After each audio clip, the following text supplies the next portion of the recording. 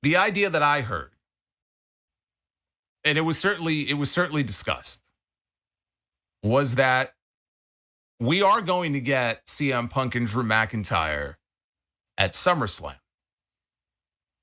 The idea was, though, that Seth Rollins would be the special guest referee for that match.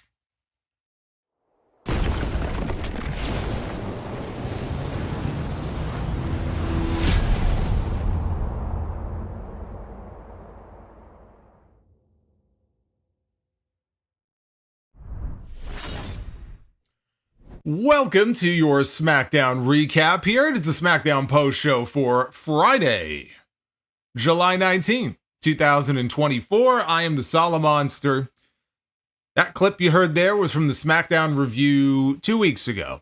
It was actually before Money in the Bank, when I told you guys that I had heard that Seth Rollins was penciled in to be the special guest referee at SummerSlam for Drew McIntyre against CM Punk. And this is before Rollins had even had his World Heavyweight Championship match with Damian Priest. Then I saw the Wrestle Votes today. Had a little report about their source telling them that Seth Rollins is going to be the guest referee at SummerSlam. We saw Uncle Dave in the newsletter today theorizing that maybe Rollins will be the referee at SummerSlam. Yes, Dave. I don't need Dave to be guessing. That is what we are going to get at SummerSlam, and I would imagine we'll get the official announcement of that on Raw this Monday night. We shall see. But I did get a nice little chuckle out of seeing these reports pop up today as if nobody even knew. But that's why, man. That's why you got to tune into these streams. You never know what you're going to hear here on these streams. I'll tell you what we're going to talk about, though. We got to talk about the ending to SmackDown tonight. You know, if you saw the ending for SmackDown last week, and if you saw the ending for SmackDown 2 weeks ago, I want you to close your eyes and I want you to picture that in your head. I want you to picture the Bloodline putting a beat down on somebody, and I want you to picture the Bloodline putting somebody through the announce desk, Paul Heyman, Randy Orton. And if you can visualize that and get that image in your head, then you saw the end of SmackDown tonight.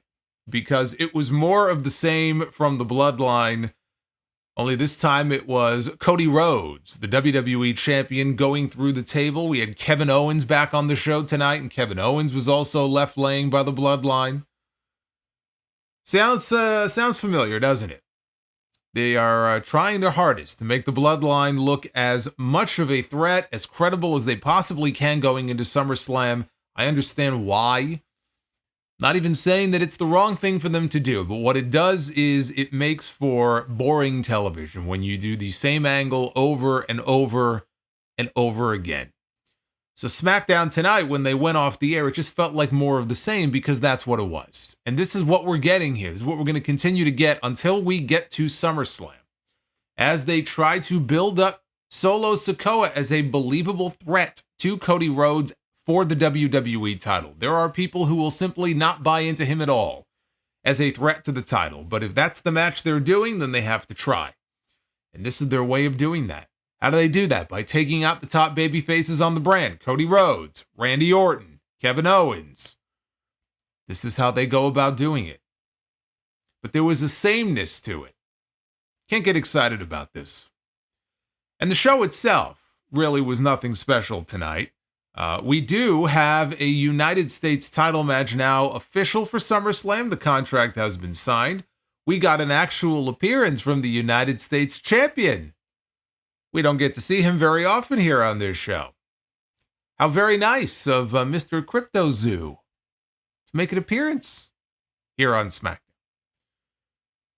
So we'll talk about that. And we had an interesting segment with Bayley and Nia Jax as they prepare for their women's title match coming up at SummerSlam in a couple of weeks as well. We'll go through all of it. This is your Friday Night SmackDown review, as I mentioned here, for Friday, July 19th. 2024. I am the Solomonster. Like and subscribe.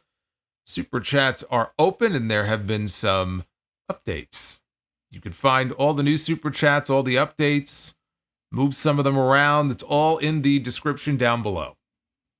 So be sure to go ahead and check that out. Let's get into this show here because I mentioned Cody Rhodes. We saw him at the end of the show. He was in the main event tonight, but he was also at the beginning of the show. So we're going to start there. The WWE champion himself, Cody Rhodes, coming to the ring for a promo. The last time we saw him before tonight, he was tied up in the ropes, could do nothing but watch as the Bloodline laid a beatdown on Randy Orton and put him through the announce desk. All Cody could do was stand there and watch. So Cody walked up to somebody in the front row. As he walked around ringside, he walked up to Terrence Crawford. Oh my God, I couldn't believe it was not Terrence Crawford. Holy shit. Yeah, I didn't know who that was. But Corey Graves was he was very excited to let all of us know that Terrence Crawford was in the... I mean, so excited we got Brie mode here. From Venom Kitetsu,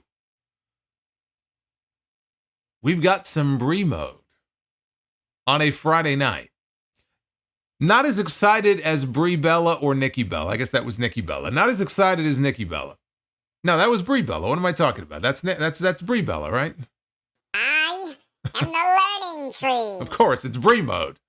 Who else would it be? Thanks, guys. You're welcome. NWO Matt, thank you for dropping a learning tree. Why would it be Nikki if it's Brie mode? Why would I even say that? You think I would know these things. But Terrence Crawford was in the front row and gave Cody a fist bump. Corey Graves freaked out and called him the pound-for-pound #1 boxer in the world. I'll take his word for it. And then they plugged his next fight. Funny enough, his next fight airs the same night as SummerSlam. So I will not be watching his fight. I'm a little busy that night, as I'm sure everybody else is here. Cody asked the fans in Omaha what they wanted to talk about. Started with Randy Orton. Thanked Randy for what he had done for him in the past and said that he would not be here without him.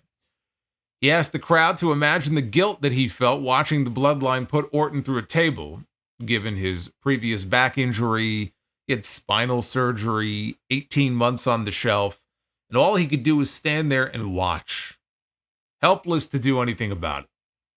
He called Randy his brother, said, he may not be family by blood, but he's his brother.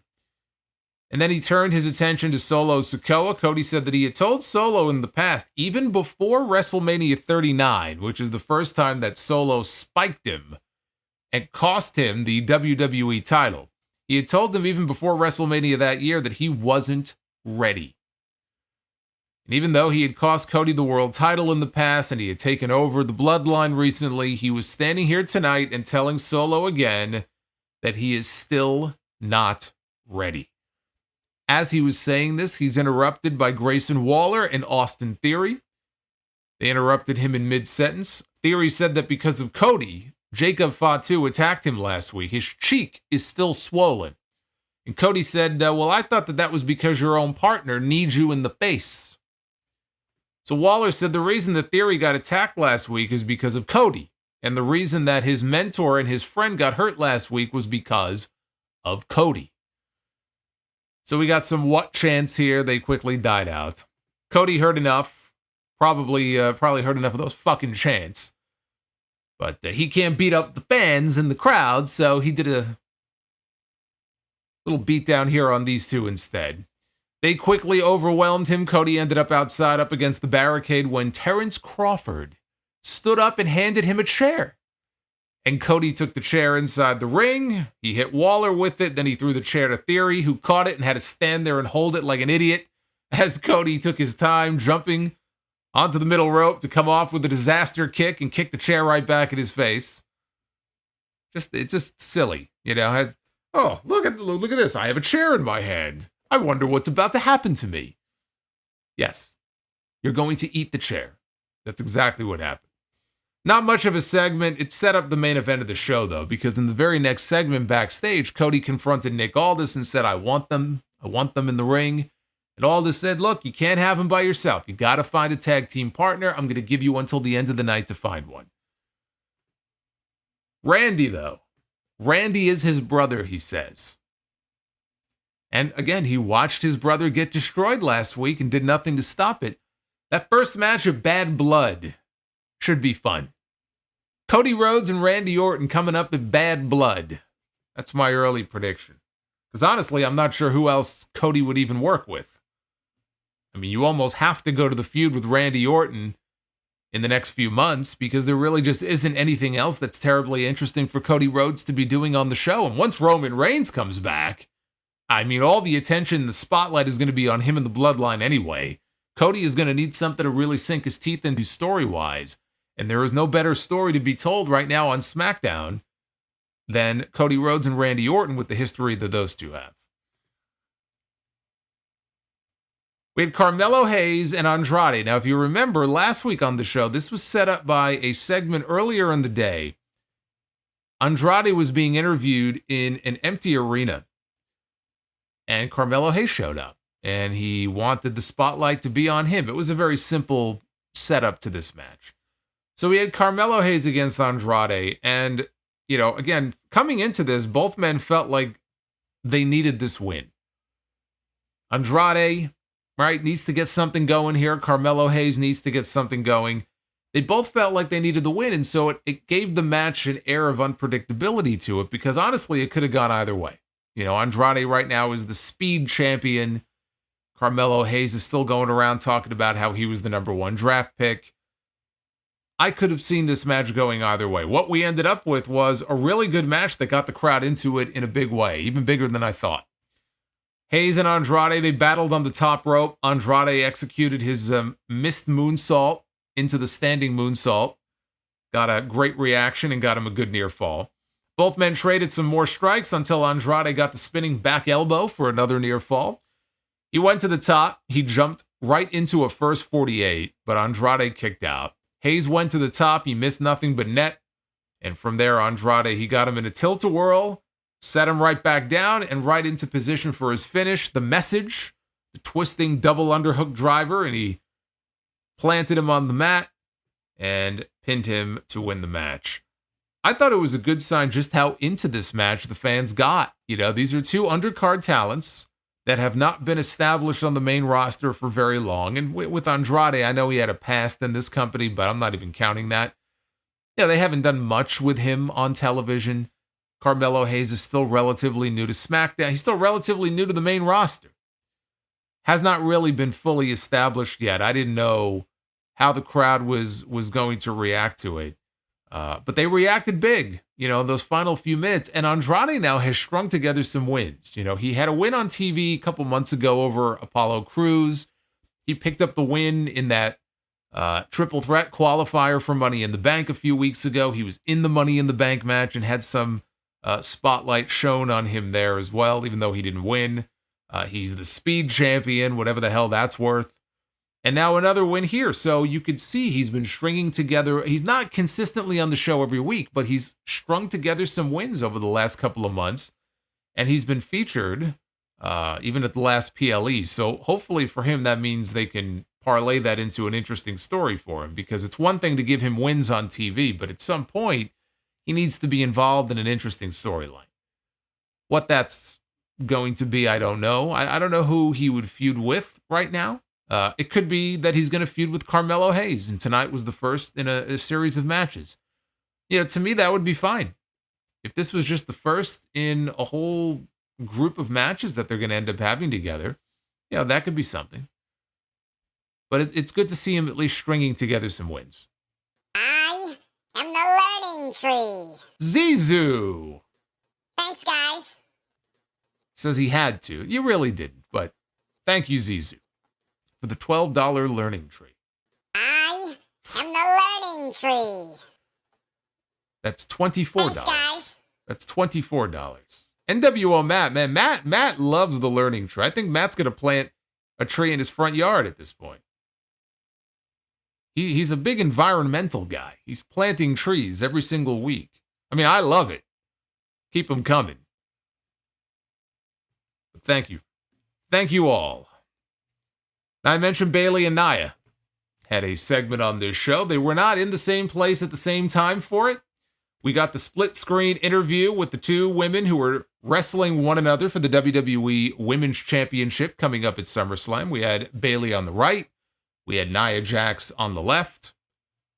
Corey Graves started asking Nia a question and got cut off. Nia told us to start feeling sorry for Bayley right now because at SummerSlam, she's going to put her down like an old, sick dog and take her title. Bayley said that Nia hasn't changed in the 10 years that they've known each other. And Nia insisted that she has changed, and Bayley said that Nia is the same heartless woman she always was, the same Nia who took her out of her SummerSlam match in 2017, which changed the trajectory of her career. Nia hurt her because she's big, she's clumsy, and she's reckless. To be fair, she was definitely reckless back then. There's no lie there. Nia said that she's coming for that title because she gets to take it off of her. Bayley said that if Nia is telling the truth that she has changed so much since 2017, then she has too. Nia is not the only one who's undergone some changes. She says she's walking out of SummerSlam with the title, and there's not a damn thing that she can do to stop her. And this annoyed Nia. Nia asked, "Are we done here?" And she pulled off the microphone and she left, and that was the end of the interview. All this talk about Bayley, and this is not the first time she's brought it up. I think she brought it up last week. All this talk about Bayley's injury from 2017. For those who don't know, she suffered a separated shoulder in a match on Raw that she had, it was a few weeks before SummerSlam. And it was a match she had on Raw against Nia Jax. And she separated her shoulder. And I had forgotten, honestly, about how sad that she sounded when I interviewed her. Because I had the chance to interview Bayley on the red carpet at one of the 2K premieres. I think it was 2K18. And I interviewed her about the injury. It was right after it happened. And I actually pulled a little bit of footage of that interview, and I want to show it to you right now. Here with the former Raw Women's Champion, Bayley. I'm sure this is a bittersweet weekend for you. Yeah. Any update on the injury? I just had my second day of physical therapy today, which is amazing because this guy, like, you can see the bruising. He did the scraping, which breaks down all the tissues and the muscles and stuff. So it's actually been nice to kind of move my arm. I haven't been able to put my own hair up or to work out or anything, so it's kind of nice to do that. I know it's still I have a long road a little bit. I'm lucky there's no surgery or anything like that, but it's pretty painful going through the physical therapy, which I wasn't expecting it to be. I know it's mentally messing with me, and it's kind of, I wish I was wrestling on Sunday, but I don't know, I'll be okay. I got to get through it. It was tough timing for her on that injury, too, because, again, she was heading into a Raw Women's Championship match with Alexa Bliss at that SummerSlam show. And I spoke with Alexa Bliss that night, too. As it turned out, Alexa Bliss ended up defending her title against Sasha Banks, and Sasha Banks beat her for the title. Here's the thing about this segment here that I'm not entirely sure about. This segment that we had here in the split screen. Why are they resurrecting the argument? Bringing it up at all, really, that Nia hasn't changed and she was clumsy and she was reckless, because she was clumsy and she was reckless back in 2017. I don't think she was ready at that point to be on the main roster. She's one of these people who could have benefited from spending more time down in NXT, but because she had a very unique look, and they wanted to, for her to be the monster in the women's division, they called her up earlier than she really should have been. And so all of those things, I think, were valid criticisms about Nia in 2017 and probably 2018. I mean, I guess it was even during the pandemic shows, right? Where I feel like she was killing people then. She almost killed poor Kairi Sane, I think it was. Ever since Nia came back, though, this run that she's been on this year, she's had noticeable improvements from the way she was back then. This really is not the same Nia Jax that we saw back in 2017. So I'm not really sure why you would want to, even bring that up again and use that as an argument against her. And again, in this segment here, she said that she has changed, right? But I don't hear anybody making those same critiques about her today, right? There might be people who don't like Nia Jax, so they think she's boring or she's not that good. But I've seen noticeable improvements in her from where she was even a few years ago. And I'm just not sure why you would want to resurrect those criticisms, because it doesn't really seem to apply right now. Like, you could have had Bayley make mention of the 2017 injury and how it affected her career in a negative way, and she never forgot about that. And, Nia never apologized for it, or she was gleeful about, like, there's ways that you can bring it up without resurrecting these arguments about her being reckless and all this stuff, which honestly, she isn't now. So that's a little confusing to me. I'm not really sure why they're using that as kind of a go-to argument here in this feud. But we go to the back, and Jade Cargill is in the back with Bianca Belair. And they were walking backstage. They ran into Chelsea Green and Piper Niven. Called them both losers. And both teams wanted to speak to Nick Aldis. They were standing outside of his office. And Bianca challenged Chelsea to a match. And just like that, we were off to the ring for a singles match between Bianca Belair and Chelsea Green. This did not even go a full minute. Did not even go 60 seconds before Chelsea worked out of a KOD into a roll-up. Bianca rolled her up and got the win. Kind of odd to see Bianca needing a roll-up to beat Chelsea Green. That was kind of weird, but I think it took about 55 seconds, and that was all she wrote. This felt like a gigantic waste of time, which is exactly what this was.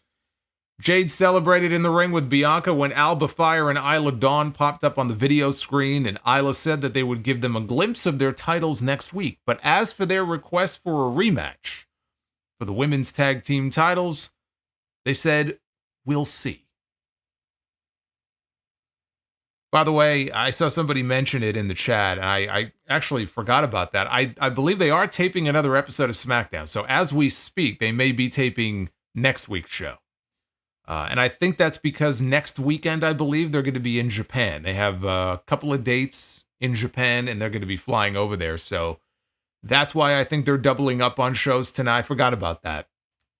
So just for anybody out there who likes to avoid spoilers for the show that follows, usually when they tape them like this, they are taping it in advance. So just be aware of that. So Nick Aldis was in the ring. You got these teams waiting outside of his office. I don't know what the hell they're waiting for if he's not in there. But Nick Aldis was out to the ring for the next segment. He was out to I am the learning tree. introduce the learning tree. Thanks, guys. Donnie Yasu with the $12. What's that, 48 now? We've had 4 of them, right? That's $48, I believe. It's the amazing Oh. Gunther. Jerry Lawler Well. loves Gunther. Well, how do you do? Magnificent. All hail Gunther. How do you do, David Thiering, with the $50 super chat? 50 beats 48. See, I took math when I was in school, and even I know that 50 is higher than 48.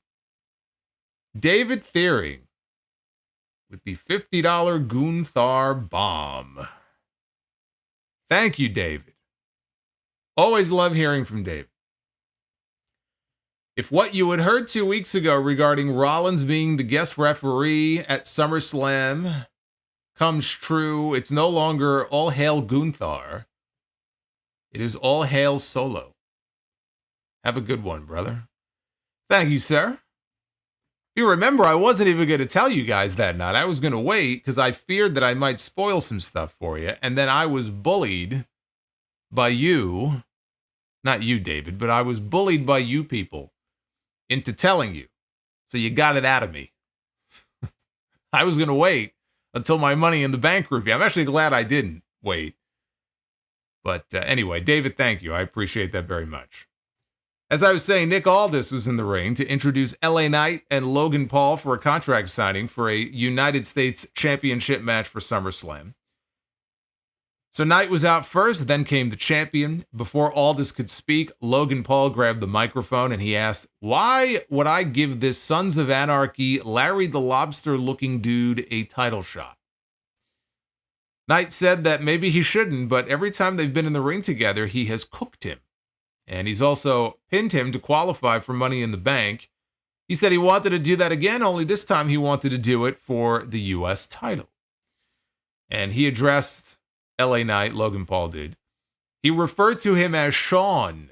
Ooh, okay, now things are getting real. When you start busting out the real names, okay, Sean Ricker is his real name. When you start busting out the real names, that's when shit's getting serious now.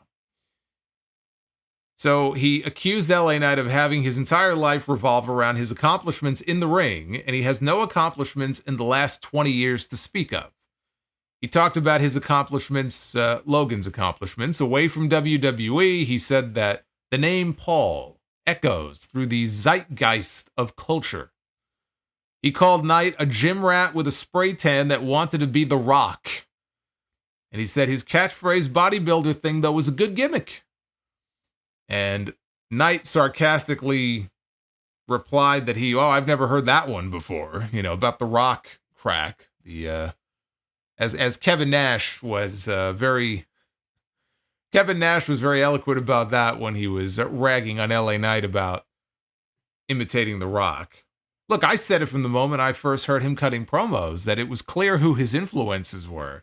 You could just hear it in his voice, his mannerisms. Austin and The Rock. Like, you could just tell by watching him on the microphone that he grew up a fan of the Attitude Era. Like, that's the era that he grew up in as a big fan. And those are the guys that he was trying to, I don't know if even imitate is the right word, but drawing inspiration from. Like, this is not a new thing. And it's not an invalid criticism either, but as he pointed out here, he said, he said to Logan Paul, you're using old material because this has already been said before. He brought up Logan's brother Jake and said that he wasn't afraid to step into the ring with Mike Tyson, yet Logan is afraid to get in the ring with him. And he told Logan, "I guess balls don't run in the family." So that right there, that comment is what really bothered Logan Paul. He asked the crowd if they wanted the match. They said, yeah. He said he would say that he would take everything that Knight had, but he really doesn't have anything to offer him. But he did finally sign the contract. And as he was signing the contract, he was still cutting a promo on him, and he said that he was going to draw a map on the back of the contract with the exact directions to the place where Knight could stick his dreams of being a WWE champion. So at that point, Logan left the ring, and he waited a few seconds until LA Knight turned his back, snuck back into the ring, tried a sneak attack. Knight almost caught him with a BFT, but Logan slithered away to the floor. So there was some good trash talking here from both these guys. They're both very good. This is right in their wheelhouse. Logan Paul's a very good promo. LA Knight's an excellent promo. Using his first name there, a little stiff shot by Logan. I thought they played well off of each other, and they saved the BFT for SummerSlam. They just teased it, right? Because you wanted to see him hit that move, but you don't give it to him now. You wait 2 weeks if you want to see that. I'm still not convinced. I mean, we'll see in 2 weeks, but I am still not convinced that they are going to change the title there. They should. They absolutely should, because 2 title defenses in 8 months is inexcusable. I'm sorry, but it's inexcusable. I don't care. And the idea behind it is, well, we'll put the U.S. title on Logan Paul. And then Logan Paul can, everywhere he goes, or every podcast that he does, right? The title is sitting right there. And, oh, it's great publicity for WWE. I don't see how this has really benefited WWE in any meaningful way, personally. 8 months and 2 title defenses. I don't care what celebrity you are or you think you are. Inexcusable. It's ridiculous. And I thought it was bad when Roman Reigns was only defending his title maybe 5 times in the course of an entire year. We got more out of him than we're getting out of Logan Paul. And for a while there, they were on the same show. We had 2 absentee champions on the show. This needs to come to an end. I don't know that it happens at SummerSlam, though. They might want to push it off until Berlin. Now, Knight was shown walking in the back after this, and he ran into Santos Escobar, who reminded Knight that he was in the Triple Threat Money in the Bank qualifier at Madison Square Garden a few weeks ago, and he didn't get pinned. So Knight said that, look, I got some free time before SummerSlam, and if Escobar wants to get in touch with him, Escobar's mom has his number. So we're going to get that match on the show next week.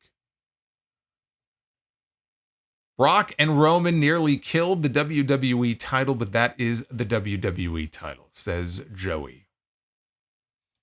Now, they've gone through these periods where you have these big names that they put the title on, like the Universal title, and then they don't show up. I'm the learning tree. Thanks, guys. Hey, Kels, thank you, man, for the $12 super chat. And thankfully, we're away from that now. I am the learning tree. Kels with another one. One was not good Thanks, enough. guys. He had to go for the double shot. Like a great worker, he had to go for the double shot there. I am the learning tree. Thanks, guys. We have a triple. Do we have a quadruple? Do I have a I am the learning It's not from tree. Kels, though. It's not from Kels, it's from Thanks, Uffman. guys. It's from Uffman. This is my villain origin story here. That's what this is. This is the beginning of my villain origin arc, is what this is. I think we finally calmed down. I Oh. am the learning tree. Thanks, guys. It's Matt. I should have figured Matt was not done yet. Matt was not done yet.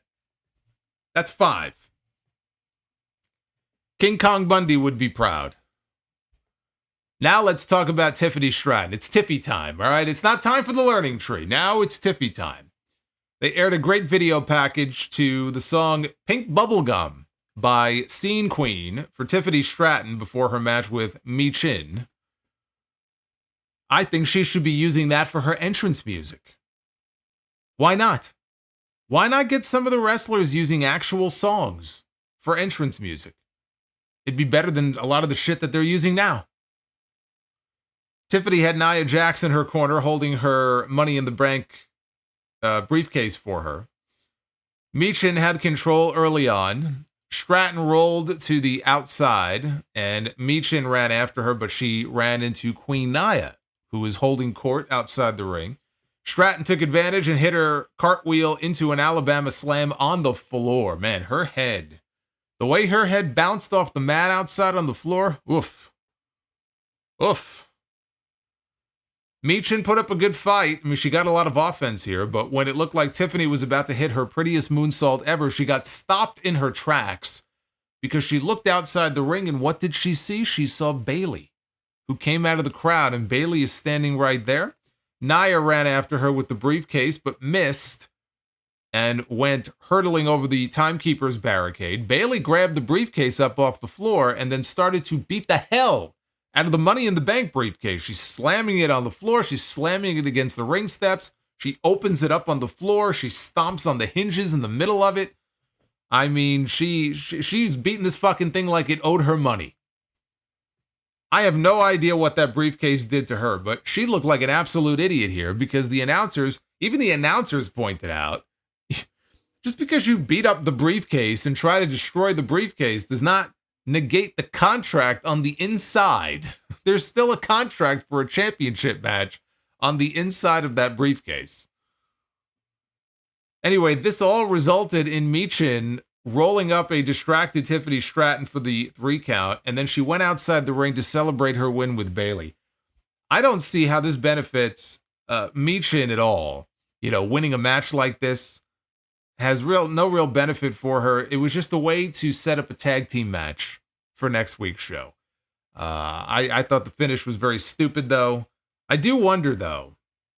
I was watching her beat up the briefcase, and as stupid as it was, it did have me wondering if the reason that they did that is because they're setting up for Tiffany to get her own custom pink briefcase.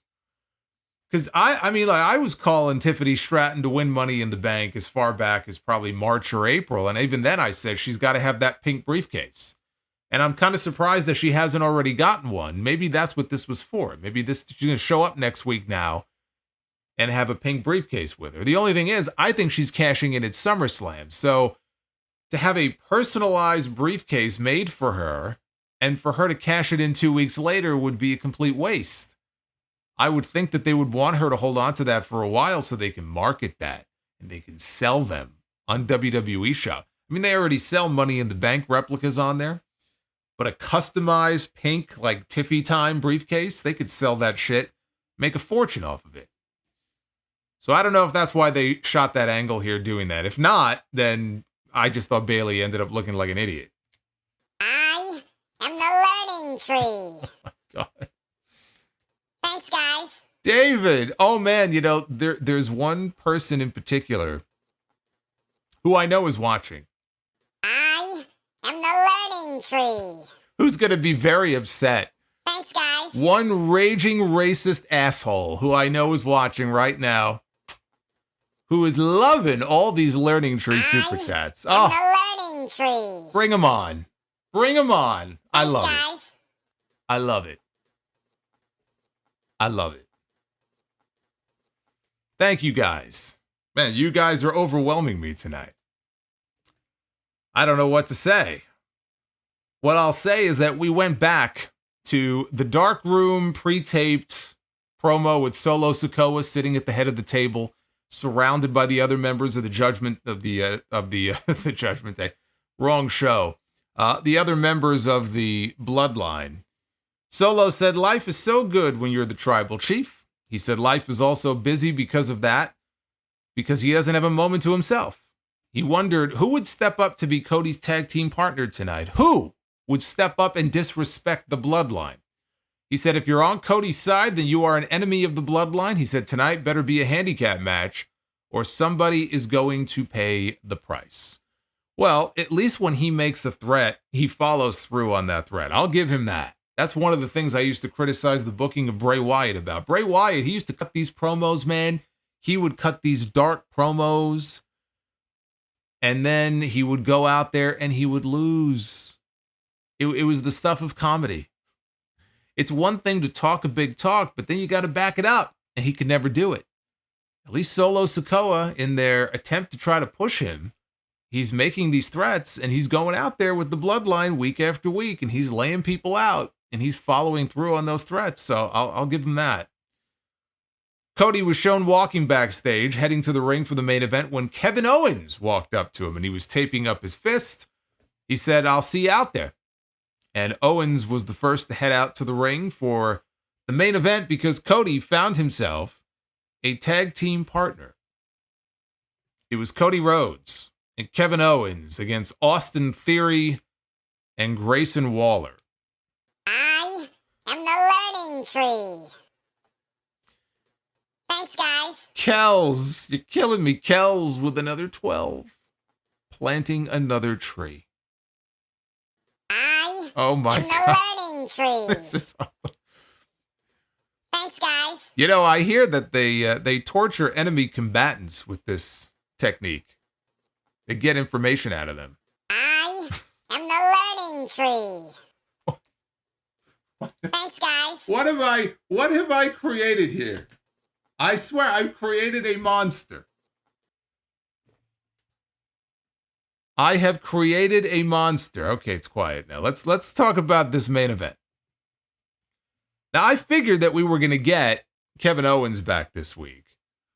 But it was to avenge the assault on Randy Orton last week by the Bloodline. I figured he was on the show. He was going to be back on the show this week. Maybe they would even set up for a match at SummerSlam with him and Jacob Fatu. Plus, he posted on social media, for those who may have missed it, he posted on, I noticed on Twitter the other day, a photo of his mom in the hospital saying that she kicked out. So that's great news. I'm very happy to hear that his mom is doing better health-wise. That's great to hear. So I was expecting that he was going to be back on the show this week. Cody fired up. He got the first hot tag to Owens. Owens came in and stomped a mud hole in Grayson Waller. Owens then went to the top for a swanton, but Waller got the knees up and tagged in Theory, who hit a rolling drop kick. When the show came back from its final commercial break, Waller and Owens were battling on the top rope, jockeying for position. Ultimately, Owens knocked him to the mat, and then he came flying off with a swanton. Cody got the hot tag back into the ring. He beat the hell out of Theory. Waller got a blind tag. Cody hit a DDT to Austin Theory. Waller ran in and landed a rolling facebuster for a 2 count. There was a spot in here where Waller nearly hit Theory again, but this time Theory caught his leg before he could make contact, and he wasn't very happy about it. But Owens landed a stunner on Waller. Cody hit a crossroads on Theory for the win. So Cody and Kevin Owens are victorious. They're celebrating their win. They're embracing in the middle of the ring. They did not have a very long time to celebrate, though, because out comes the Bloodline. Here comes Solo Sikoa. Here comes Tama Tonga. And here comes Tonga Loa. There is no Jacob Fatu. Not yet. Cody wiped them out with a suicide dive. In the ring, Tonga Loa got Owens up on his shoulders for what? I don't know, but Owens took a page out of Haku's playbook and tried to gouge his eyes out, or one of his eyes, not both of his eyes. So then Owens goes outside. He joins Cody in trying to put Solo Sikoa through the announce desk. They're going to give him a taste of his own medicine. When Jacob Fatu finally shows up, he attacks Cody, he attacks KO, put an end to that. He got Owens in the ring, and he delivered not 1, not 2, not even 3, 4 corner ass splashes to Kevin Owens. And again, all Cody could do was watch because he's on the outside of the ring being held by the other members of the Bloodline, and all he can do is watch all of this carnage unfold. Fatu goes up to the top rope. He delivered a diving headbutt to Kevin Owens. Then he went outside to assist in putting Cody through the announce desk with the Shield triple powerbomb. Owens ended up outside. He had a chair wrapped around his neck, and Tama Tonga sent him face first into the ring post, which knocked the chair back into his throat. Down goes Kevin Owens. And yet again, SmackDown closed with Fatu placing the Ula Fala around Solo's neck, and with the Bloodline standing tall. I will agree. It is getting tiresome seeing the same ending to the show over and over again, but this is how they're building Solo Sikoa for SummerSlam, right? This is how they're giving this new Bloodline the credibility boost that they needed. This is how they're making them out to be a believable threat on this show. What they do is they go after the top names on the brand. They took out Paul Heyman, and ever since then, what have they done? They took out Randy Orton last week. This week it was Kevin Owens, and it was the champion in Cody Rhodes. And they still have 2 weeks to go. We have 2 more SmackDowns left to go before SummerSlam. I have a feeling. Now look, we cannot rule out the possibility that Roman Reigns is back on the show next week. I still think it's SummerSlam. SummerSlam would make more sense to me. You have this big epic return on one of your biggest shows of the year. Can't rule out the possibility, though, he could be back before SummerSlam. I think there's a better chance, though, that we get Jimmy back. Remember, Jimmy Uso is still missing. And Jimmy Uso, the last we saw him, he was taken out by the Bloodline. He was taken out by Solo and Tama Tonga. If we get Jimmy Uso, let's say, back on the show next week, I'm not sure where in the SummerSlam picture he fits into. I don't know if they would want Cody going into that show at a handicap without any friends left to help defend him, and he's going in there by himself. That's a possibility as well. But I do think that Jimmy is on his way back soon, and it could very well be next week. Because again, I don't see Roman coming back until SummerSlam, but we just can't have another 2 weeks of this. We can't just have another 2 weeks. I don't think we could have another week, let alone 2 weeks, of the same ending to the show. Of Cody Rhodes being laid out, or the Bloodline putting somebody through the announce table and then putting the Ula Fala on and standing there. I mean, it's too much of the same already. And I'm not saying don't push them and don't keep them strong. Maybe go about it a different way. Maybe have them shoot some big angle in the back in the parking lot or something like that. I mean, everything they're doing is exactly the same as it was the week before. And that's where it starts to get very tiresome. With Roman Reigns coming back, though, a word of caution. We know Roman is coming back, whether it's next week or whether it's at SummerSlam. By SummerSlam, no later than SummerSlam, Roman Reigns is going to be back. And I think it's very important, knowing this, that Cody beat Solo on his own at SummerSlam. He beats him straight up. And then you have Roman Reigns come out for the inevitable confrontation when it's over with Solo Sikoa. Cody is going to be outnumbered by the Bloodline. We don't know what the status of Randy Orton is going to be for SummerSlam. We don't know what the status of Kevin Owens now is going to be for SummerSlam, if they're going to show up, if they're just not going to be there. We don't know. Roman coming out during the match to neutralize this new Bloodline and make it a fair fight with Cody and Solo, it's exactly what they did at WrestleMania. It's exactly what I pitched for WrestleMania. I said, what I don't want is you're going to have all these people coming out and they're going to help Cody win, right? No, if they come out to neutralize the threat and make it a fair fight, that's fine. And I could see Roman coming out, his music hitting, and him coming out during the actual match. And maybe that's what happens here. And if that's what happens at SummerSlam, that's fine. But he should not be doing anything that directly helps Cody Rhodes beat Solo Sikoa. Because look, it would be incredibly stupid, I think, and it would make him look incredibly weak. And he's the champion. And you don't want to make your champion look weak. So that's not something that I would be doing. Cody needs to prove that what he said tonight, that was the key line in that opening promo on the show where he reminded Solo Sikoa of what he told him. Even before WrestleMania 39, when he said, "You're not ready. You're not ready yet." So in light of all these angles where they're beating Cody down and they're tying him up in the ropes and they're making him look vulnerable going into SummerSlam, I think it's important that in the end he proves that he was right in what he said, and he beats Solo on his own and proves that Solo Sikoa is not ready. Then you have Roman come out. Then you have his music hit at some point after the match, and everybody loses their minds. Everybody on this show is going to be playing second fiddle to Roman Reigns when he comes back. That's just the reality of the situation, and there's nothing that can be done about that. This man has been missing now for a few months. We haven't seen him.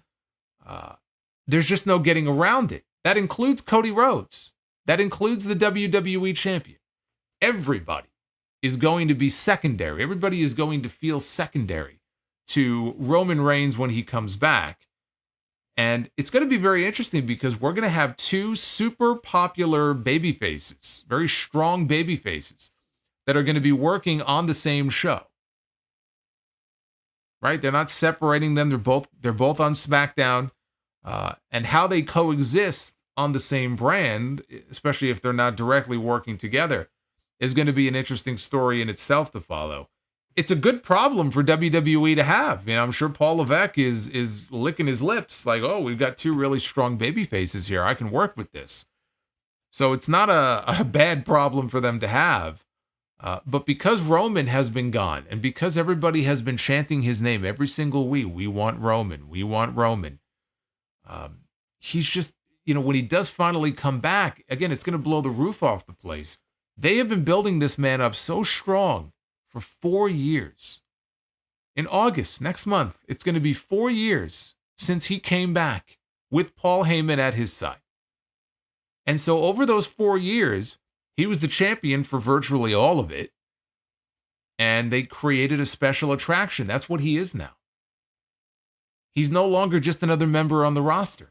He feels like a special attraction. He does not appear all the time, right? It's like Brock Lesnar. That's what it is.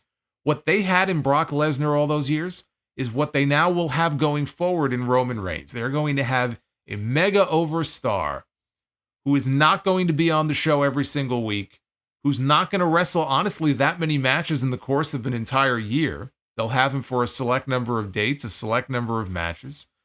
And when Brock was around, there was just a different aura when he would come out. When his music would hit and when he had a match, it just felt different. It didn't feel like just another match on the show. And Roman is going to have a lot of that aura when he comes back. When they hit that music and he comes out for a promo or something, right? People are going to sit up and they're going to pay attention. They're going to want to see him. And that's what they've really created now in Roman Reigns. Because of that, everybody else on the show, it's kind of like Roman and then everybody else. And I feel like that's what we're going to end up having here. Kind of like The Rock, in a way, right? The Rock is a much bigger star than Roman Reigns, but you know when The Rock is around because the show just has a different vibe to it. And The Rock is The Rock. I mean, he's larger than life. He sucks up all the oxygen in the room when he's there. But I think they're well on their way to creating something like that now in Roman Reigns. What they need to do with Cody to make sure that he doesn't sort of get overwhelmed by all this and lost in the shuffle and I mean, he's going to take a backseat to Roman, but what they need to do is just come up with some compelling stories for him. And it's like I said earlier, I think the most compelling story that you could do right now on SmackDown with Cody Rhodes really doesn't have anything to do with the Bloodline or a rematch with Roman or anything like that. It's Randy Orton. Randy is another super popular babyface right now. Maybe he'll go heel, but there's a history there between Cody and Randy that goes back many years. Tonight, he called him my brother, right? He's my brother. There's a history there. You can tap into that. And it's a fresh match that we have not seen before. Maybe they did it back in 2010 on TV once and I don't remember it, but for all intents and purposes, the match has never happened before. That's what I think they need to do. And that's why I say Bad Blood could be the first time we see Cody and Randy in the ring together here this year. Because I don't know about Berlin, and then right now there's no other PLE between Berlin and Bad Blood on October 5th. But I think that's where we're headed because I just don't see what other story there would be on SmackDown that would really be compelling for Cody Rhodes to be involved in. And they just have to do everything in their power to make sure that, okay, the Bloodline stuff may take that top spot, that may be where the focus is, but man, we want people to be invested in whatever your champion is doing. So that Cody doesn't end up in the position that Chris Jericho was in when he became the Undisputed Champion. I could think of another Undisputed Champion who certainly didn't feel like one. And you don't want to do that to Cody. As far as the show itself tonight, I mean, the show was okay. It wasn't great. Honestly, it just feels to me now like they're just biding time to get to SummerSlam. We're just kind of in wait mode now as we try to count down the days until we get to August 3rd, and that's what it feels like. The rest of the show was pretty dull. Next week, they're having a number one contenders gauntlet match to find opponents for DIY and their tag team titles. We've got the Street Profits. We've got Pretty Deadly.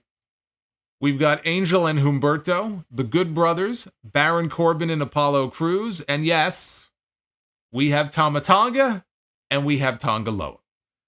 As predicted.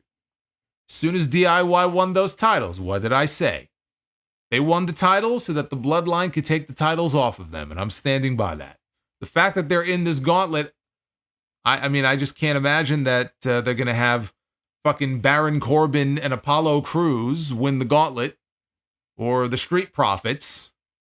I mean, honestly, at this point, it's like, I'm not even all that into the Street Profits anymore. I mean, can you blame me? Is there a reason why I should be? Tama Tonga and Tonga Loa before long are going to win those tag team titles, and they're the ones who are going to take those titles, I do predict, from Ciampa and Gargano. LA Knight is going to be taking on Santos Escobar next week, and Tiffany Stratton teams with Nia Jax to take on Bayley and Michin. I will not be here next Friday because I will be over in Queens for the House of Glory show, where we have the AEW World Champion, Swerve Strickland, coming in. And speaking of the Bloodline, we have a member of the Bloodline on that show as well. We've got Zilla Fatu coming in to challenge for the HOG World title. So that's where I'll be next Friday. Just so you know, there will be no SmackDown post show next week. Let's take a look at the Twitter poll. What did you think of SmackDown for July the 19th? 50% thumbs up for tonight's show. 27.7% thumbs in the middle. And you guys have given this show 21.8% thumbs down score. So go ahead and vote at Solomonster on X is where you can cast your vote. I am the learning tree. Oh, it's Harrison. Thanks, guys. Harrison Soap. The Diamond Dallas Dance Machine. Harrison Soap. With the learning tree. We don't get to see Harrison too often on the YouTube streams. Harrison, thank you, brother. It's good to hear from you. It's good to hear from you, Harrison. And the Juliet, thank you for the $10. Get those super chats on, and I'm going to read through them right now. I am the learning tree. What is going on here? And we have Luke. We have Luke, his brother, also dropping a learning tree on me. And Pisco, 95. Man, these super chats are coming in hot and heavy now. I like it. I like it. I love it. I live for this shit. I am the learning tree. I am going crazy now. I am going a little nutty. Thanks, guys. I am going a little nutty every time I see Jericho pop up on my screen. I am the learning tree. This is ridiculous. But I see. I like it though, because again, I know that it's going to irritate the shit out of one person. I am the learning tree. Probably more than one. Thanks, guys. Probably more than one tonight, but one person in particular, and it just warms my heart so much. So much. Off is a direction you can fuck. Hey, Chi-Town, 657, thank you. All right, let's go back to the beginning, though. Man. You guys are going crazy tonight. Absolutely crazy.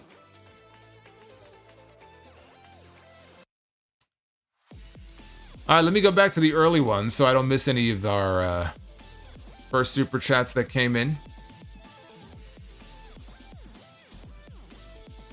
Oh, man. Prince Vegeta. Prince Vegeta. 95. With a 9.99. Guys like LA Knight and Jey Uso share some things in common. Both are insanely over with one-word catchphrases and they win matches. But always come up short in the ones that matter. Happy Friday. It does feel that way, doesn't it? I mean, Jey Uso is super over. And still has not won that singles title he promised that he would win. He didn't win Money in the Bank. LA Knight, I've been waiting for LA Knight to win this US title for quite some time now. And maybe it happens at SummerSlam. If it doesn't happen at SummerSlam, it's going to happen no matter what. So it's just a matter of time. But that is a good point. There is a similarity there. Smoking dried chicken without flavor says SmackDown tonight was okay. It was not terrible. DEH Sires hate this SummerSlam card. Triple H should have planned it out better and done the Roman return at MSG. And Jacob debuts sooner. Build Orton and Cody feels like Fastlane.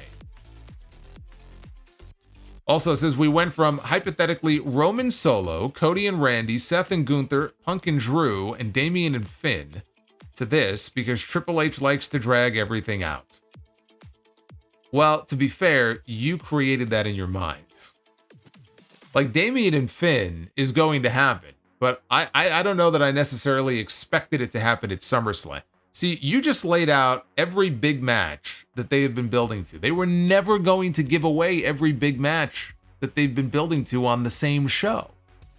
Especially the way they keep these shows tight. We'll be lucky if we have more than 6 matches. Did you honestly think that the entire card was going to look like that? You didn't even mention a single women's match in that. I mean, how many matches do you think Triple H is going to put on that show? 10? This is not Tony Khan. He doesn't like having that many matches on the show to begin with. So I do think part of the problem here is while I agree that the card is definitely weaker than it could have been, I mean, you can't realistically expect that every single one of those matches that you just laid out was actually going to take place at SummerSlam. I mean, they've got to save some of that shit for their other PLEs. I mean, they have more shows coming up. They have another show coming up in August. They have 2 of them in August. So you got to save some of that stuff. You can't give it all away on the same show. Prince Vegeta says, is it bad that I don't and probably will never see Solo as a main event threat? Why not? Am I not threatening enough for you? You don't think I can't be a main event threat? Why not? I take offense to that. It says, before his big push and his win over Cody, he lost like 50 matches. Well, he did, but most of those, in fairness, were house show matches, and they never really acknowledged the fact that he had any kind of a losing streak on the show. So to them, it's like it never happened. We know, right? We know all the losses. We remember all the losses that he took, but they don't care. And look, someone like Solo Sikoa is going to be protected because of the family that he is a part of, right? He's going to be taken care of. That's just the way it is. That's the beauty of being part of the bloodline. You know you're going to be taken care of. Oh, it's Lucky Sperm. Kevin Nash. Superman Bass Fisher. Love the Monster. Good show tonight. Good show tonight. Good show tonight. Talking about me or SmackDown? SmackDown was all right. It wasn't great. We always have a good show here, though. Venom Kitetsu with the $25 took a rare Friday off playing WrestleMania 2000 while I hang for the stream. Last time I was here, Ted Cruz made an appearance. Always enjoy these once every couple of months moments.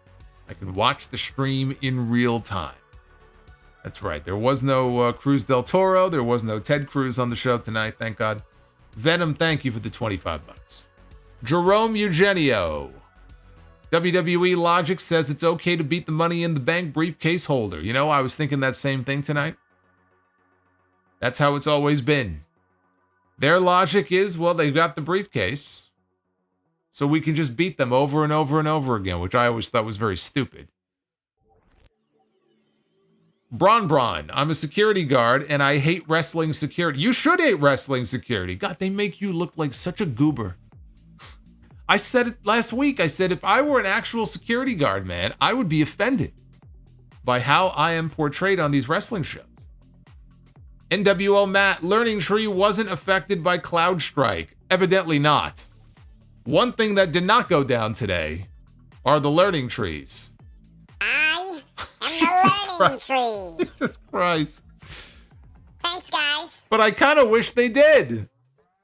Hey, Cloud Strike. What happened? Not even Cloud Strike can take down the learning tree. J.R. Vicher had a wonderfully long day that started. I am the learning tree. Thanks, guys. That started at 1 a.m. Eastern Time, fixing CrowdStrike black screens of death. Now get to wind down with the Solomonster. Cheers, kind sir. Hey, JR, I hope you had at least a decent day. I'm sure it was a very stressful day. Hopefully nobody watching this right now was traveling or flying anywhere, because I think pretty much every airport was affected by the outage, and everybody was stranded. Their flights were canceled and delayed, and I'm very happy I didn't have to be at an airport today. Zizu, thank you again for the $12. NWO Matt loves his trees. I could tell. Yes, thank you. Rodimus Prime with the $20 super chat. Buy, sell, or rent on who would win in a promo battle: Shane Douglas, Jake the Snake, or MJF. All very different promo styles. So it's kind of weird because Jake's style is very different than MJF's. MJF is a lot more loud and brash. Jake is not loud and brash. His promo style was the opposite of that. I think it would be a great battle. I mean, Shane Douglas is a good promo too, but I'm not even considering him here. It's either Jake or MJF. It's either Jake or MJF. Honestly, I'm going to probably go MJF on this one. I think if you're having a head-to-head promo battle, you got to go with MJF. But I think if you're talking about just kind of cutting individualized promos or like just looking into the camera, let's say in the back or something like a backstage interview, I think I'd go Jake. So, but in this case, I'm going to go buy on MJF. I'm going to rent on Jake. I'm going to sell on Shane. All great promos, though. Boz Wrench or Boz Wrench. Should we be worried about Bruce Pritchard still being there? He's a known Vince yes man, and he's seen sitting next to Triple H like he is his right-hand man. Well, it's because Triple H likes Bruce, and I don't know. I don't know what Bruce knows or didn't know. Perhaps we'll find out one day, because this story is far from over, but evidently WWE and TKO, they don't think it's a risk, and so he's still there. I mean, he got called out to the ring by Cody Rhodes at the end of WrestleMania 40. So, they don't have any fears or concerns about him. He's not accused of anything. Does he still communicate with Vince on a personal level? Do they still talk? Are they still friends? Maybe. But again, that's for them to worry about. And if something comes out one day, then that's something they'll have to deal with. Donnie Yasu, it's a shame that we can't get Edge against Cena for the retirement tour. Yep. That will not be happening. David Thiering dropped a $50 Gunther bomb. I already read David's message earlier. I couldn't even wait. I had to read it. But David, I will say thank you. Thank you very much for that. Toby F. Next week is on tape, according to reports. Toby's still living in the 1980s and 1990s. I love it. Talking about tape. They got the, it was like the Wyatt 6, right? They got the VHS tapes that they're delivering every single week. Toby, I'm pretty sure that everything will be digitized for next week. But yes, SmackDown is being taped tonight.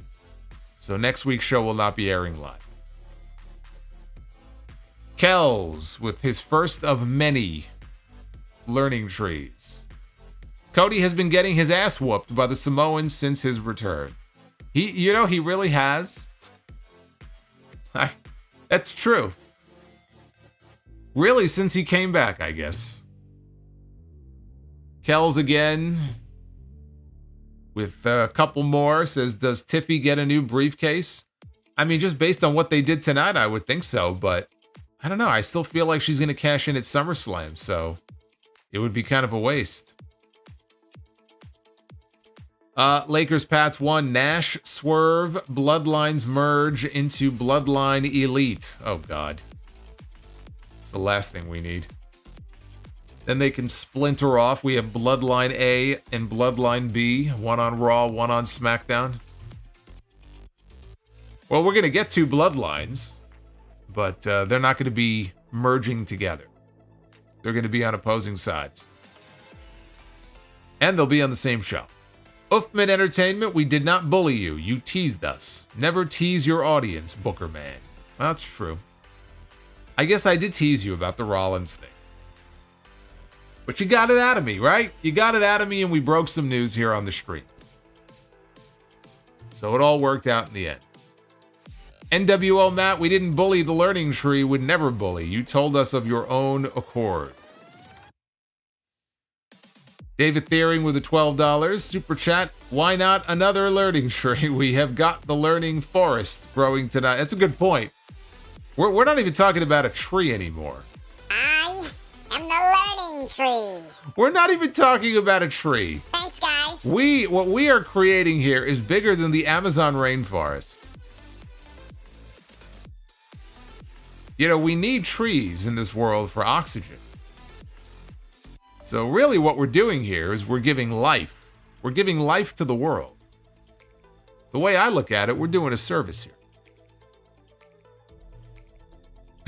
Uffman Entertainment. Oh, Jesus Christ. Learning tree. Oh, my God. Thanks, guys. Frode 79. It seems to me that people got the memo from the Facebook group earlier. Because I saw some people, they were talking about doing this tonight. And I think the memo went around. You guys have delivered. I've lost track of how many that is. Uffman says the EPA would be proud of the chat. We are growing so many trees to help the environment. We really are. We really are. We're doing a public service here. Pisco. How many likes are we at, by the way? I don't know that we're going to hit our Be the Booker goal tonight. And I just revamped. Every Be the Booker animation has been updated, and we may not get to it tonight. So hit that like button. Pisco95. SmackDown has been dreadful to watch these past few weeks. And if next week's episode is taped, I bet it's going to be a boring one as well. I hope it is, because I'm not going to be here. The last thing I want is something big to happen on the show next week if I'm not here to cover it. Says, I can't wait for SummerSlam, so we move on to Roman versus Solo and Cody versus Randy. Kells, any chance that Liv beats Rhea at SummerSlam? Maybe Dom turns and respect the tree. Kells, where have you been, man? I've been saying for weeks that Liv Morgan is not going to lose and should not lose to Rhea Ripley at SummerSlam. You can't kill this at SummerSlam. You've got to keep it going. I think there's a very good chance that Liv is at least going to keep her title. Maybe she loses on a DQ or something, but I think that Liv, I'm not, don't hold me to this yet. I'm not doing my predictions yet, but I'm thinking that Liv is going to retain. Darth Panic, the learning tree is inevitable. JR is back. He says, oh, what the hell? Buy or sell? Urinating tree. Tree of Gondor. Learning tree. Urinating tree? The fuck is that? I don't know what the tree of Gondor is. That sounds like a sexually transmitted thing. I have no, I mean, I've urinated on a tree before, so I mean, I guess I'll buy on that.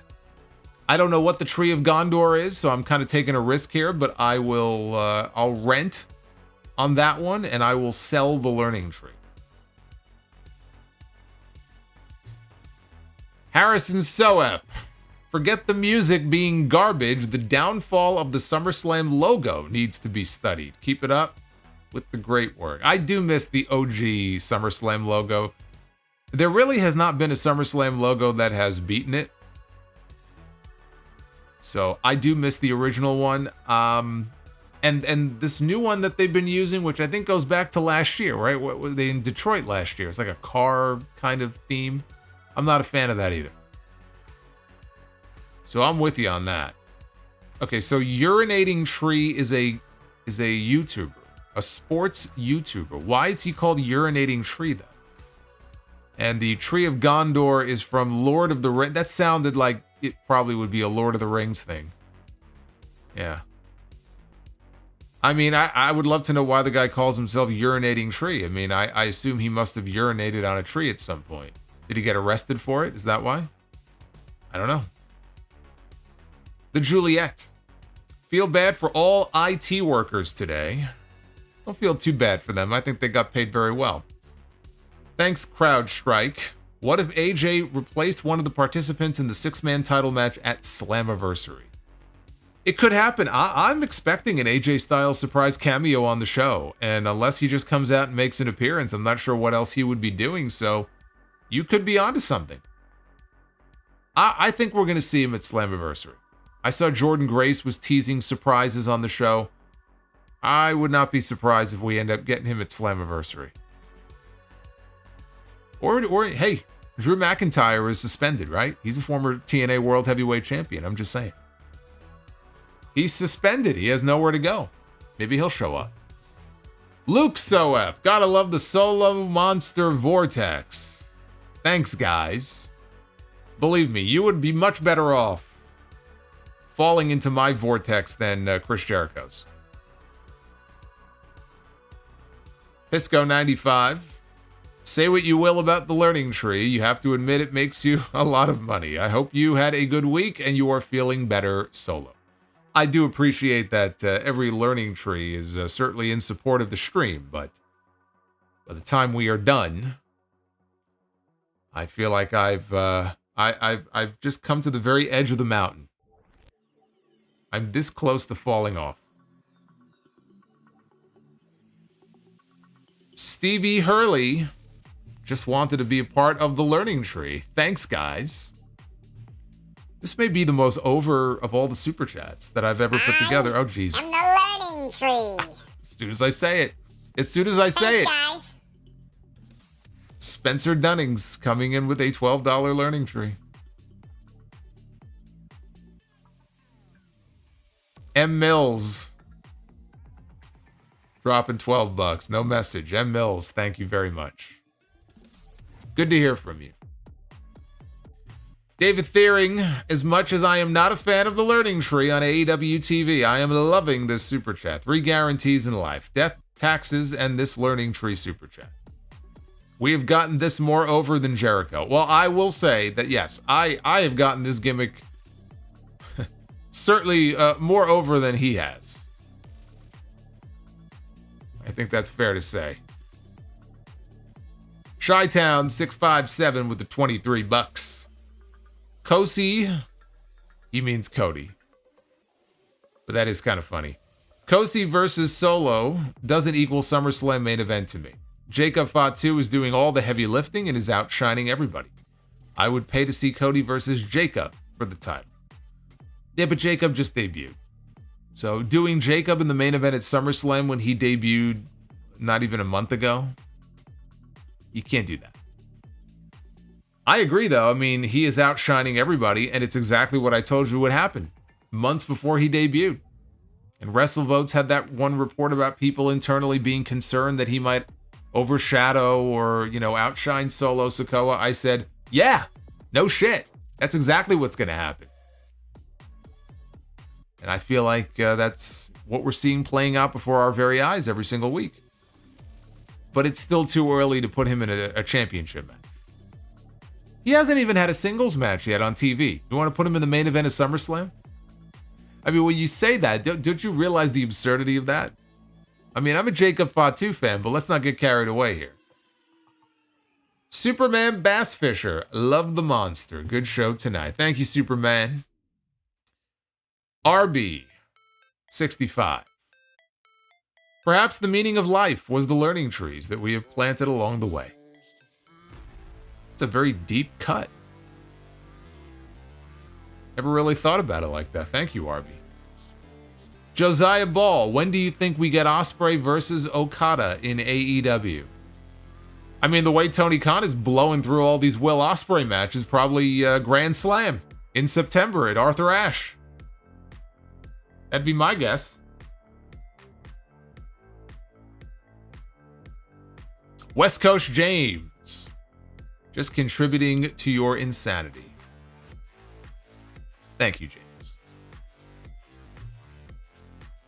CM 3443 with the $9.99. I appreciate everything you do. Your streams have gotten me through a lot of tough days.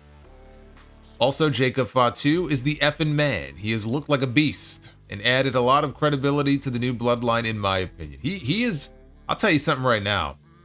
You take him out of this new Bloodline and boy is this thing just completely devoid of anything worth a damn.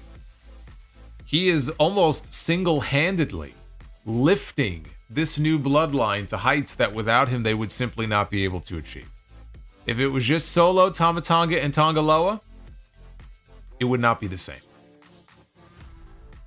So, I agree with you that he has looked like a beast. They have booked him very well, very strongly so far. And he is a big part of why, if you are someone who feels now like this new Bloodline has more credibility, it's because of Jacob Fatu. All this dick is back. Domino should be the next WWE champ. You'll be happy to know that I took Deuce and Domino out of Be the Bookers, so we don't have to see them anymore. Prince Vegeta 95, Nash Solo, you are main event threat. Remember when you jobbed to Moxley last year at All Out? Loved the show. That was actually a great match. That was a great match. that I had with Moxley at All Out last year. David Thiering, Cloud Strike didn't take down the learning tree, but maybe Darby Allin and his flamethrower can. Time for the Hog Commissioner to pull some strings, perhaps. Have a good weekend. You know what? I kind of feel like at this point, my entrance music, I should change my entrance music for those rare occasions when I actually make an entrance in House of Glory. And the first thing you should hear is that high-pitched voice saying, "I am the learning tree." And then I walk out and then you hear, "Thanks, guys." But that would be gimmick infringement, I guess, right? I guess that doesn't really work. Frode, 79, with the learning tree. Why, Mr. Solo? Why do you persist? Why keep fighting? Do you believe you're fighting for something? For more than the learning tree, temporary constructs of a feeble human intellect. Getting very existential on me tonight. Frode, are you okay? You sound like you're short-circuiting there. Boz Wrench, for me, with Bruce Pritchard still being there, I hope he treats the talent well, and I also don't want some of his Vince-like ideas to get through to Triple H. Well, it's been okay so far. Last word in creative lies, well, it lies with The Rock, but it lies with Triple H and not Bruce Pritchard, so I think we'll be okay. So far, so good. Spencer Dunnings as Smokey. I am the learning tree. Thanks, guys. Is somebody keeping track, by the way, of how many that is? By the way, we're only 15 likes away from 400, so hit that thumbs up right now. Spencer Dunnings as Smokey the Solomonster says, only you can prevent learning tree fires. I don't have my Smokey hat on. Who was the other, used to be commercials when I was younger.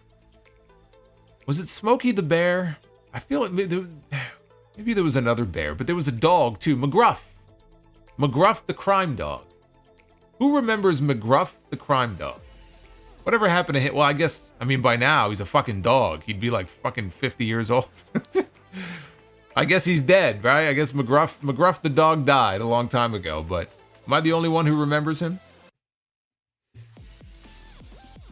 JR says, can learning trees count as likes? Nope. Those are thumbs, not trees. The Juliet, Jinder Mahal made a surprise appearance at GCW. Good for him. His 90 days just expired this week. So now he's going to be getting out there more.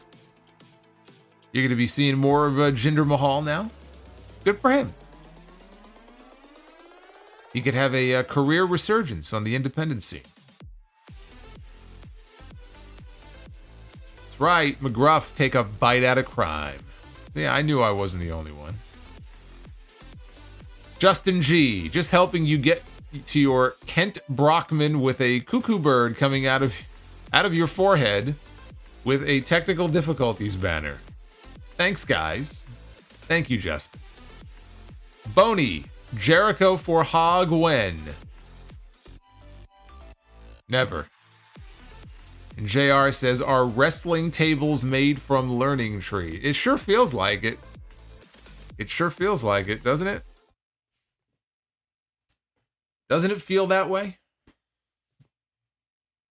Thank you guys for all of the super chat love. There's Angry Ms. Girl. She's not very happy right now.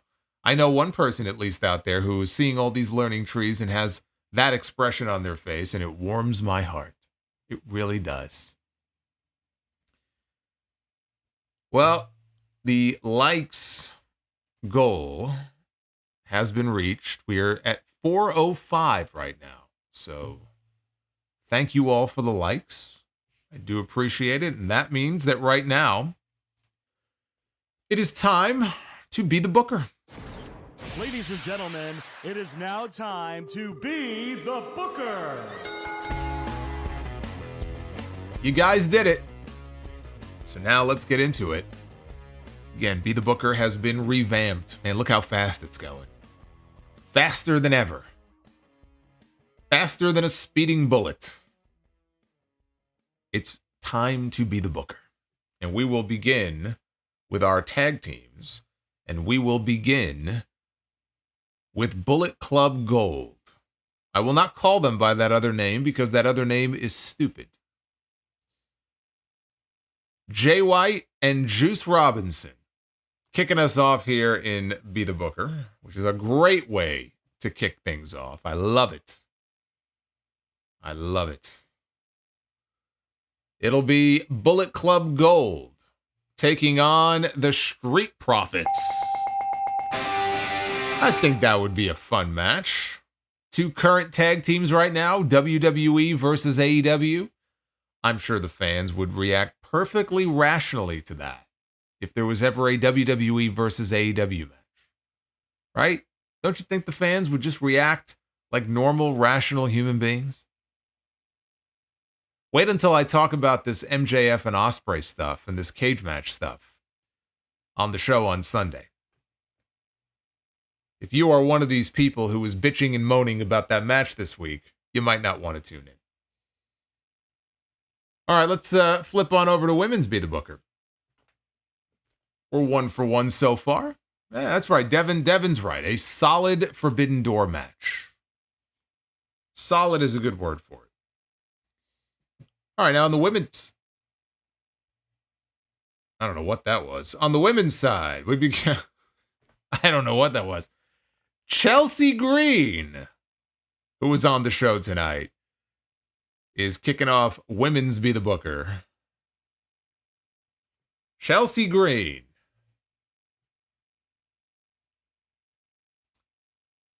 It's going to be stepping into the ring with who? Who will her opponent be? It will be Chelsea. What the hell's going on here? Why am I getting a black screen? I may have to investigate this this video after, but it'll be Chelsea Green and Wendy Richter. See, now, if it was Toni Storm, if it was timeless Toni Storm and Wendy Richter, then that would have been perfect. Chelsea Green and Wendy Richter, though. I'm not giving that the bell. Can't do it. Can't do it. So there will be no clean sweep tonight, but now we've come to our main event. It all boils down to this. Our third and final encounter here. Fox. I love it. I love it. Yes, Fox has infiltrated Be the Booker. And they have blacked out the screen. You know, you're absolutely right. That's exactly what it is. All right, we begin with the loose cannon, Bryan Pillman, kicking us off and Be the Booker. What a tragedy that he went to WWE in the shape that he was in. Had that Humvee wreck, and we couldn't get a healthy Bryan Pillman doing this gimmick in WWE, like a healthy Pillman at that age. It's a damn shame. So many possibilities there that were never realized. Pillman against Shawn Michaels, Pillman against Steve Austin. I've always maintained that if Pillman was healthy and stayed in the company, because, I mean, there's always the chance that with Montreal, he would have requested his release.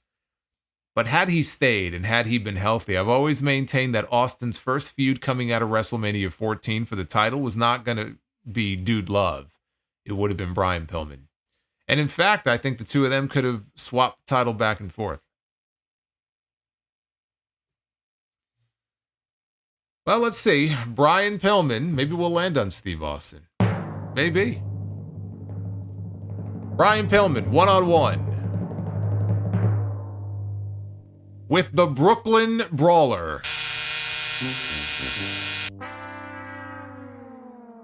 The Brooklyn Brawler. In the main event with Bryan Pillman. I don't think so. I don't think so.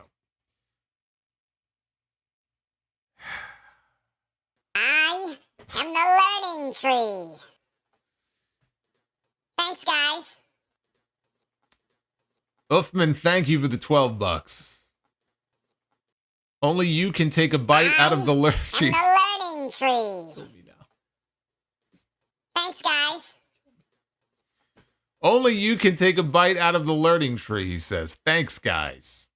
Darth Panic. We made it to be the booker. Thanks, guys. Yes. Raph says, Fox censoring Be the Booker as well? And Justin G, married with children, assume Fox network viewing positions. That's right. Well, look, sometimes you win and sometimes you lose with these Be the Booker main events.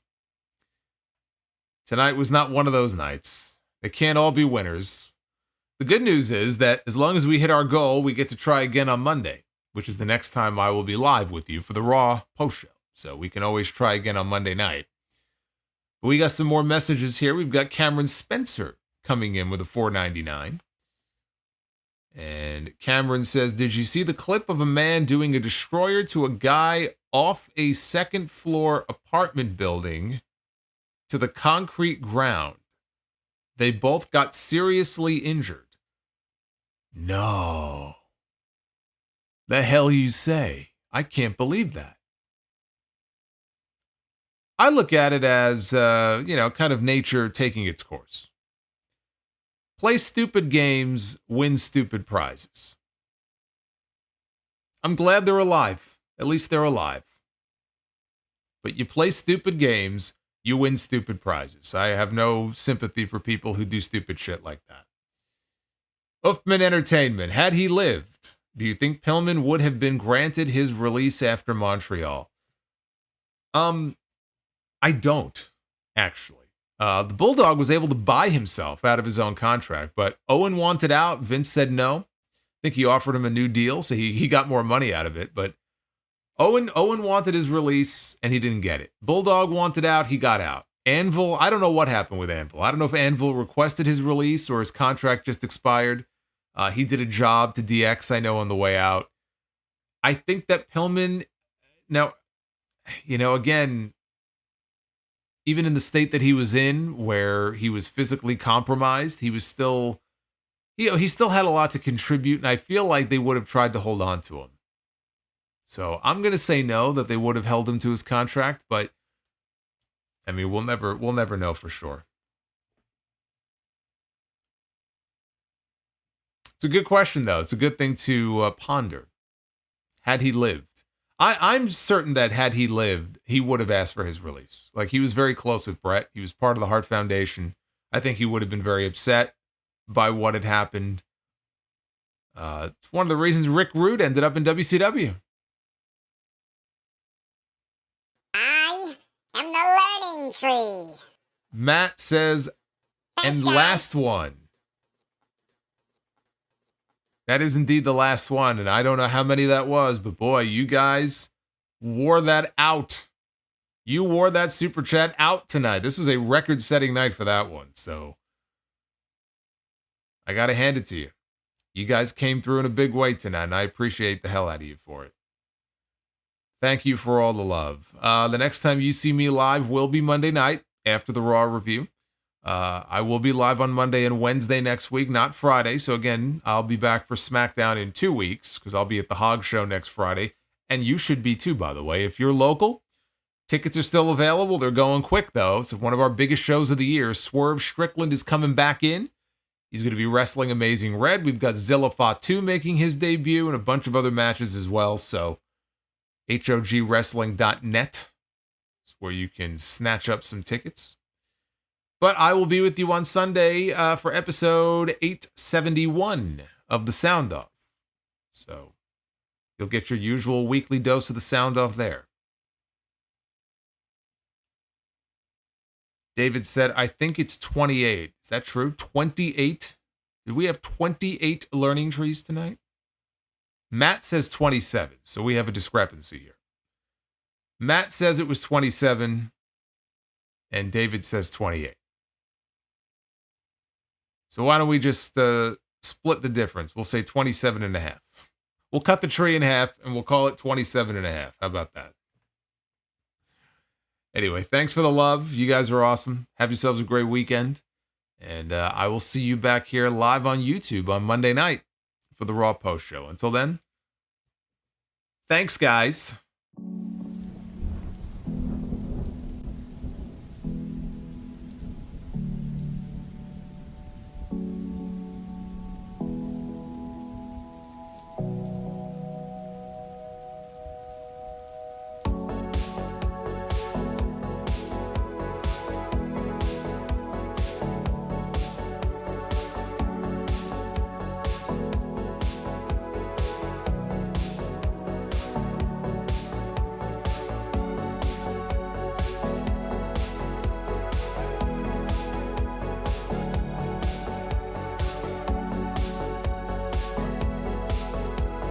Oh my goodness, Kells is coming in with one. I am the learning tree. There it is, Kells, my God. Thanks, guys. I'm gonna have nightmares tonight. Thank you guys, love you all.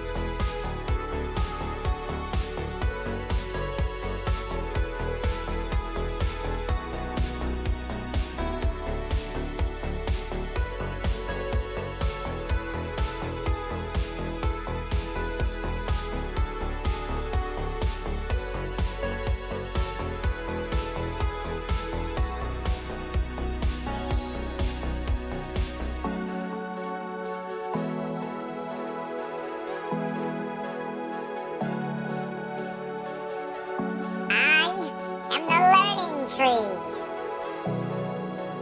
Thanks, guys. Why?